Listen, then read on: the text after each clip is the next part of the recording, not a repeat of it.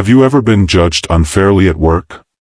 Today's story will show you why appearances can be deceiving and how a single moment of compassion can change everything. If this resonates with you, please hit that like button and subscribe for more powerful stories of redemption and justice in the workplace. Marcus Jenkins hurried through the gleaming lobby of Horizon Technologies, his worn shoes squeaking against the polished marble floor. He was late again, the third time this week. His 7-year-old daughter Emma had woken up with a fever, and he'd spent precious morning minutes coaxing medicine into her before dropping her at his elderly neighbor's apartment. The neighbor had agreed to watch Emma until Marcus's sister could pick her up after her morning shift. As the elevator doors opened to the executive floor, Marcus straightened his tie, a faded blue one he'd found at a thrift store, and tried to smooth the wrinkles from his shirt. He hadn't had time to iron it this morning. Actually, he hadn't had time to iron anything in weeks. The marketing department was already gathered in the conference room. Through the glass walls, Marcus could see CEO Richard Blackwell standing at the head of the table, his expensive suit impeccably tailored, his silver hair perfectly styled. Richard's cold eyes locked onto Marcus as he slipped into the room. "Nice of you to join us, Jenkins," Richard said, his voice dripping with sarcasm. "I suppose punctuality isn't a priority for everyone." Marcus mumbled an apology and slid into the only remaining seat, painfully aware of his colleague's sideways glances. He pulled out his notebook, trying to focus on the presentation despite the gnawing worry about Emma. Her fever had been 102 when he'd left. Richard continued his presentation about the company's new marketing strategy, but every few minutes, his gaze would drift to Marcus, who was checking his phone under the table. "Am I boring you, Jenkins?" Richard suddenly snapped. Marcus jerked his head up. "No, sir. I'm sorry. It's just that whatever's on your phone is clearly more important than your job," Richard cut him off. "Look at me again and you're fired. Do I make myself clear?" The room fell silent. Marcus felt his face burn with humiliation as he slipped his phone into his pocket. He needed this job desperately. Since his wife's death 2 years ago, he'd been struggling to keep up with the mortgage payments and Emma's medical bills. She had chronic asthma that required regular treatments. After the meeting, Marcus retreated to his cubicle, his hands shaking as he tried to focus on his work. His colleague Sophia stopped by, placing a coffee on his desk. "Don't take it personally," she said quietly. "Richard's been like that with everyone lately. The board's been putting pressure on him about the quarterly numbers." Marcus nodded gratefully, but the humiliation still stung. He'd been at Horizon for 5 years, consistently delivering quality work despite his personal challenges. But lately, with Emma's health deteriorating and the mounting bills, he'd been struggling to keep up with everything.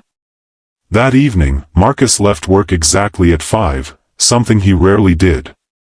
Emma's fever hadn't broken, according to his sister's texts, and he needed to pick up her prescription before the pharmacy closed. As he hurried toward the elevator, he nearly collided with Richard, who was emerging from his office. "Leaving already, Jenkins?" Richard asked coldly. "The rest of us still have work to do." Marcus straightened his shoulders. "My daughter is sick, sir. I need to pick up her medication." Richard's expression didn't soften. "Your personal problems aren't the company's concern. I expect everyone on my team to be fully committed." "I am committed," Marcus said, his voice quiet but firm. "I've never missed a deadline." "Your attendance record suggests otherwise," Richard replied. "I've been reviewing it. 5 late arrivals this month, early departures. It's not acceptable." Marcus wanted to explain, about being a single parent, about Emma's asthma, about the nights he stayed up working after she went to bed to make up for the time he missed. But Richard had already turned away, dismissing him. The next morning, Marcus arrived early, determined to prove his commitment. He'd been up most of the night with Emma, whose fever had finally broken around 3 a.m. His sister had agreed to stay with her today so he could focus on work. He was surprised to find Richard already in the office, looking uncharacteristically disheveled. The CEO nodded curtly as Marcus passed his office. Marcus threw himself into his work, finishing a marketing proposal that wasn't due until next week. Around lunchtime, he decided to deliver it to Richard personally, hoping to demonstrate his dedication. As he approached Richard's office, he heard a crash. Through the partially open door, he saw Richard on his knees, gathering papers that had fallen from his desk. But what alarmed Marcus was the CEO's ashen face and the way his hands trembled violently. Without thinking, Marcus rushed in. "Mr. Blackwell? Are you all right?" Richard looked up, his expression a mixture of anger and something else, fear, perhaps. "Get out, Jenkins. This doesn't concern you." But Marcus didn't move. Instead, he knelt beside Richard and helped gather the papers. "Sir, you don't look well. Should I call someone?" Richard tried to stand but swayed dangerously. Marcus caught his arm, steadying him. "I'm fine," Richard insisted, but his voice was weak. "Just a little dizzy." "Please, sit down," Marcus urged, guiding him to his chair. "When did you last eat?" Richard waved dismissively. "I don't have time for breakfast." "There's too much," he stopped abruptly, pressing a hand to his chest. Marcus recognized the signs immediately, the same ones his wife had shown before her heart attack. "I'm calling an ambulance," he said firmly, already pulling out his phone. "Don't be ridiculous," Richard protested, but his objection lacked conviction. Within minutes, paramedics arrived. As they examined Richard, Marcus discreetly organized the fallen papers and cleared the office of curious onlookers. He heard one paramedic mention dangerously low blood sugar and possible cardiac symptoms. As they prepared to take Richard to the hospital, the CEO beckoned Marcus over. "Jenkins," he said, his voice barely audible. "My wife, someone needs to tell her." Marcus nodded. "I'll take care of it, sir. Don't worry." After the ambulance left, Marcus found Richard's wife's contact information and called her, explaining the situation calmly and reassuringly. Then he contacted Richard's assistant to reschedule his meetings and handled the most urgent emails in his inbox. 3 days passed before Richard returned to the office. Marcus had stepped up in his absence, ensuring that the marketing department continued to function smoothly while keeping Richard's temporary absence as discreet as possible. When Richard called Marcus into his office, he expected gratitude, perhaps, or at least acknowledgement. Instead, the CEO's face was unreadable as he gestured for Marcus to sit. "My wife tells me you've been checking in on her daily," Richard said. "And my assistant informs me that you've been handling my correspondence." Marcus shifted uncomfortably. "I just wanted to help, sir." Richard studied him for a long moment. "Why would you do that? After how I've treated you?" The question caught Marcus off guard. "Because it was the right thing to do," he said simply. "And because I know what it's like to have your world turned upside down by health issues." Something in Richard's expression changed. "Your daughter, Emma, isn't it? My wife mentioned you talked about her." Marcus nodded. "She has severe asthma. Her mother had it too. That's how I recognized what was happening to you. My wife had similar symptoms before her heart attack. She didn't survive." Richard's face softened, perhaps for the first time since Marcus had known him. "I didn't know." "It's been 2 years," Marcus said. "Emma and we're managing. But it's not always easy." Richard leaned back in his chair, suddenly looking older and more vulnerable than Marcus had ever seen him. "The doctors say I've been pushing myself too hard. Ignoring warning signs. My blood pressure is through the roof, and apparently, I'm on the verge of developing diabetes." He gave a humorless laugh. "I've been so focused on proving myself to the board that I forgot to take care of myself." Marcus didn't know what to say, so he remained silent. My wife showed me the texts you sent her, Richard continued. Not just updates about my condition, but suggestions for heart-healthy meals, information about cardiac rehabilitation programs. You even sent her a list of questions to ask the doctors. After my wife died, I wished someone had done that for me, Marcus admitted. There's so much information to process when someone you love is ill. Richard nodded slowly. Jenkins, Marcus, I owe you an apology. I've been unfair to you. More than unfair. I've been cruel. Marcus started to protest, but Richard held up a hand. No, let me finish. I judged you based on appearances, on circumstances I didn't understand. I saw your late arrivals and early departures as a lack of commitment. I never bothered to look at the quality of your work, which my assistant tells me is consistently excellent. I never considered that you might be dealing with challenges I couldn't see.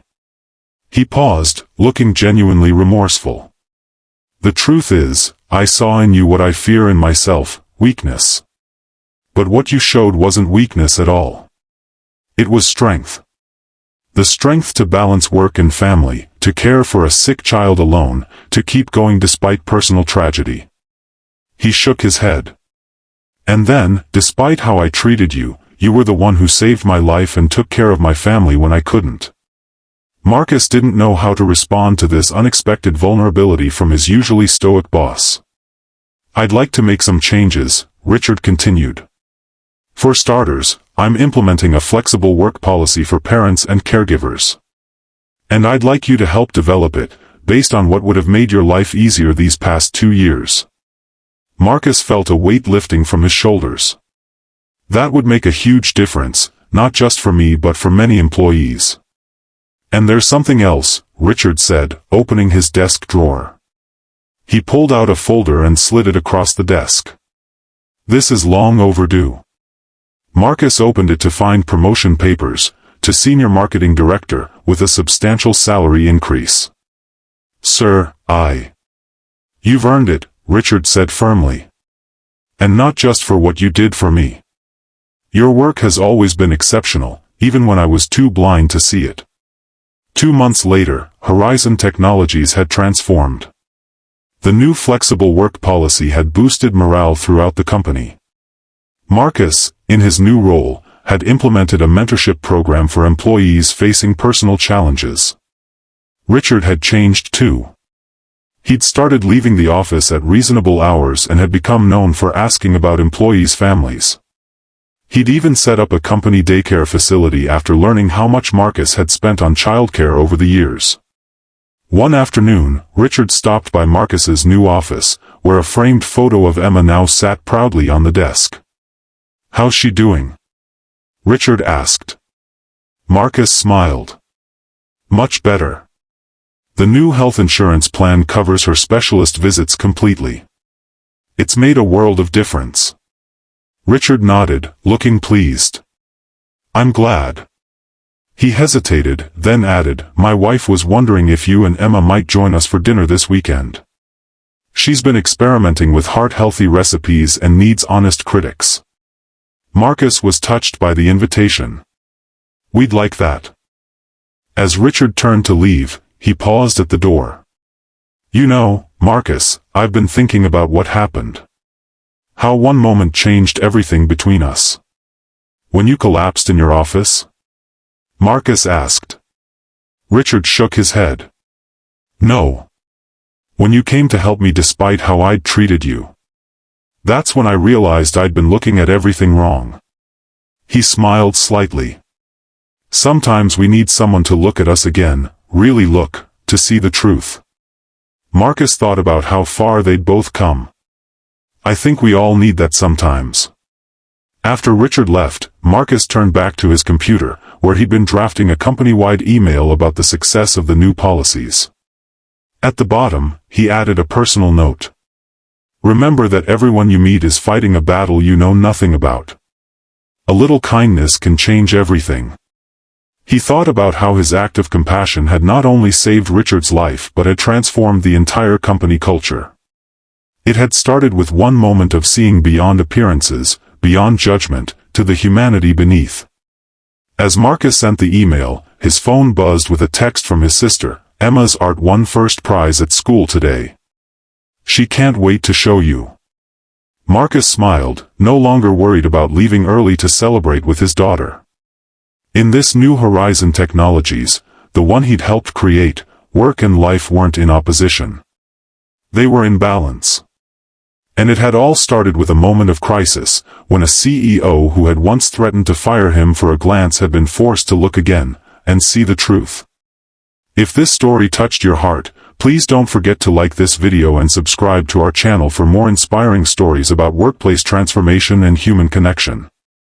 Remember, sometimes the people we judge most harshly are the ones who need our compassion the most.